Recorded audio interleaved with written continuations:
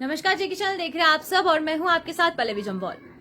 हर महीने की शुरुआत में बैंक्स अपनी रूल्स और रेगुलेशंस में कुछ बदलाव करता है और सबसे ज्यादा असर इससे जो होता है वो उन जनता को होता है, यानी कि जो अकाउंट होल्डर्स है, क्योंकि हर एक इंसान इस समय हर एक इंसान का जो खाता है वो बैंक अकाउंट में होता है। लेकिन वहीं पर जब बैंक्स अपने रूल्स में बदलाव करता है और मोस्ट ऑफ द टाइम ये देखा जाता है कि जब भी मंथ की शुरुआत होती है तो ये जो रूल्स है और रेगुलेशंस है इसमें बदलाव होता है। वहीं पर अगर बैंक्स की बात करें तो बैंक्स ने अब अपने कुछ रूल्स में बदलाव किया है और ये बदलाव जो है आरबीआई ने ये इंस्ट्रक्शन देने के बाद जो बैंक्स द्वारा बदलाव है वो किया गया है।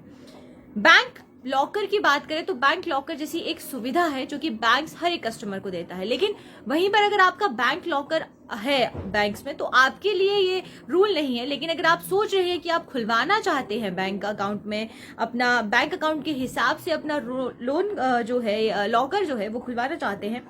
तो उसके लिए अब आपको कुछ गाइडलाइंस है जिनका ध्यान रखना होगा, क्योंकि जिस तरीके से बैंक लॉकर रूल्स के बदलाव हुए हैं तो उसमें साफ कहा गया है कि सेंट्रल बैंक द्वारा ये अनाउंस किया गया है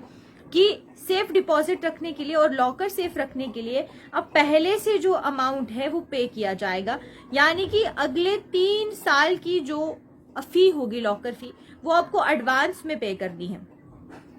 इसका मतलब ये है कि एक फिक्स डिपॉजिट लिया जाएगा बैंक द्वारा और वो लॉकर के अलॉटमेंट के टाइम पर लिया जाएगा कि इन केस अगर कोई कस्टमर कभी भी डिफॉल्ट होता है, यानी कि लॉकर पे की जो चार्जेस है वो पे नहीं करता, तो जो फिक्स्ड डिपॉजिट अकाउंट जो है फिक्स्ड डिपॉजिट एक जो खुलवाया होगा लॉकर के लिए अलॉटमेंट की होगी वो वहां से जो अमाउंट है वो डिडक्ट हो जाएगा। और इससे क्या होगा कि अगर कभी भी कोई डिफॉल्ट होता है तो उसको भी किसी तरीके की दिक्कत नहीं होगी। जो उसकी फिक्स डिपॉजिट अमाउंट उसने बैंक को अपने लॉकर के लिए डिपॉजिट करवाया होगा उसी से जब डिडक्शन हो जाएगी तो जो अमाउंट है यानी कि 3 साल की जो आगे की पे है वो पहले आपको पे करनी होगी और फिर वो जो फी है उसके बाद ही आपको जो अलॉटमेंट है बैंक का वो होगा। ये जहां पर इस बैंक को क्योंकि अभी सॉलिड फिक्स डिपॉजिट लेने की जो इजाजत थी वो बैंक्स को नहीं दी गई थी, तो इसीलिए जो अभी के बैंक होल्डर्स हैं यानी कि जिनके पास अभी लॉकर्स हैं, लॉकर होल्डर्स जो हैं उनको किसी भी तरीके की कोई फी डिपॉजिट नहीं करवानी है। लेकिन जो अब नया लॉकर खुलवाने जा रहे हैं तो उनको पहले एक फिक्स्ड अमाउंट डिपॉजिट करवाना होगा, ताकि आपकी जो जब आप डिफॉल्ट कभी हो जाए या फिर आप अपने लॉकर चार्जेस नहीं पे कर पाए तो गवर्नमेंट